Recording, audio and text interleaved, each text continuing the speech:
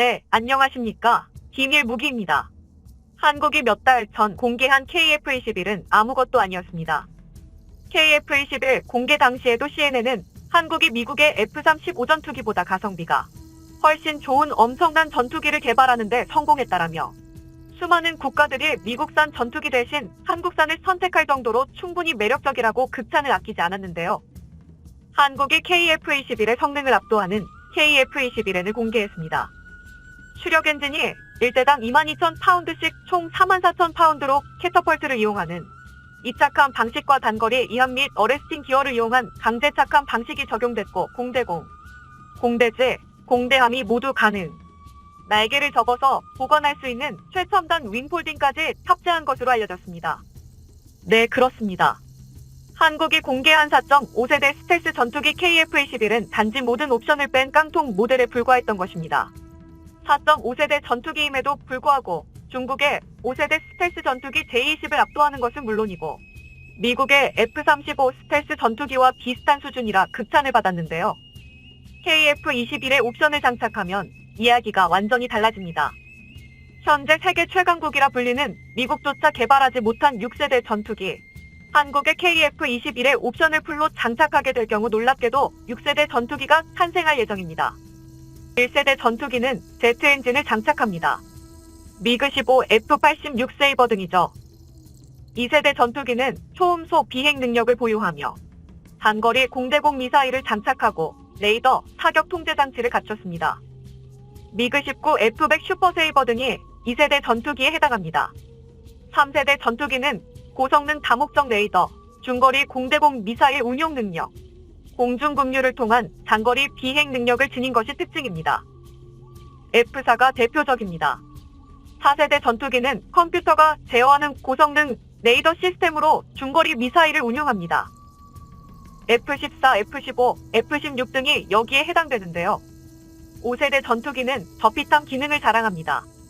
F-21 랩터와 F-35 라이트닝이 5세대 전투기죠. 그리고 현재 군사 강국들은 5세대 전투기를 넘어 6세대 전투기를 개발하고 있습니다. 미국은 2028년에, 러시아와 중국은 2035년에 6세대 전투기를 내놓겠다고 선언했는데요. 하지만 아직까지 이렇다 할 뚜렷한 개발 성과를 발표하지 못하고 있습니다. 6세대 전투기 핵심 기술은 인공지능, 융후인 복합 운영, 극초음속 엔진, 360도 공격이 가능한 레이저 무기, 저피탐 성능 향상, 고용량 네트워크 기능 등인데 놀랍게도 한국이 KF-21의 옵션을 풀로 장착할 경우 6세대 전투기가 되는 놀라운 소식을 전했습니다. KF-21의 옵션 일부를 장착해 해군 전용 KF-21N을 공개하면서 전 세계를 발칵 뒤집어 놓았습니다. 주요 외신들은 KF-21은 시작에 불과했다. 한국이 조만간 세계 최초로 6세대 전투기를 발표할 것으로 보인다라며 대대적으로 보도하기 시작했습니다. 전투기에 인공지능 기술이 적용되어 인공지능이 조종사에게 회피기동 거리나 속도, 방향을 조언하고 이후에는 자유의지와 인간 천명의 능력을 가진 인공지능이 등장하면 인공지능이 무인기를 단독 조종할 수 있을 것으로 전망되고 있습니다. 실제로 대한민국 공군본부는 최근 융후인 전투임무기 복합체계 임무 효과도 분석 및 한국형 차세대 전투임무기 구축 방안 연구 용역을 발주했습니다. 과학기술의 혁신적 발전에 따라 가속화되고 있는 무기체계와 군사, 전략 개념의 변화를 반영한 전투기 전력을 구축한다는 대한민국 공군의 강한 의지가 드러난 것인데요. 이에 발맞춰 국방과학연구소는 무인기 자율화 기술을 개발하는 데 성공했습니다.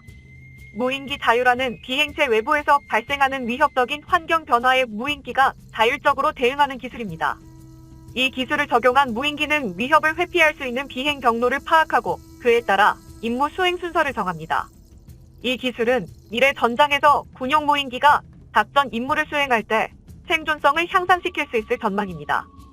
이 기술은 민간 분야에서 인공지능 기술을 접목한 자율로봇과 무인 항공 교통수단에 적용될 수 있습니다. 향후 민간 도심항 공모빌리티 등 무인 항공 교통수단 상용화 때 이 기술을 적용할 수 있다고 국방과학연구소는 설명했습니다. 국방과학연구소는 향후 군집형 무인기, 유무인기 복합체계 개발 등에도 전술 상황을 인식하는 인공지능 기술과 다수 무인기의 임무를 최적화에 할당하는 기술, 유무인기 복합체계에서 유인기 조종사의 임무 부담을 경감할 수 있는 자율화 기술 등을 선도할 것이다라고 밝혔습니다. 전 중령에 따르면 6세대 전투기에 장착된 레이저 무기는 초속 30만 켬의 속도로 공격함으로 대응이 불가능합니다. 또 중령 영향 없이 직진함으로 운동 역학적 탄도 계산이 불필요합니다. 게다가 레이저 무기는 수켠박 직경 10cm 표적을 요격하는 초정밀 타격이 가능합니다. 레이저 무기 위력 시범은 지난해 9월 충남 태안에 있는 국과연 안흥 시험장에서 이뤄졌습니다. 당시 시연에서 29출력 레이저 빔이 1km 거리에 떨어져 있던 철판 표적을 뚫었습니다. 시연에 쓰인 표적은 북한 노동미사일이나 2014년 파주에서 발견된 북한 무인기와 동일한 재질로 제작됐습니다. 4.5세대 이하 전투기는 광속 특성을 갖는 레이저를 탑재한 6세대 전투기에 적수가 되지 않습니다. 6세대 전투기는 4.5세대 이하 전투기를 레이더 탐지 후 바로 격추할 수 있습니다. 전 중령은 6세대 전투기에 장착한 레이저 무기가 적 대응에 도움이 될 것이라고 봤습니다. 그는 적 군사시설과 전투기를 레이저로 실시간으로 신속 파괴할 수 있다라며 적 탄도탄이 발사된 경우 레이저를 이용해 상승 단계에서 요격할 수 있다라고 설명했습니다.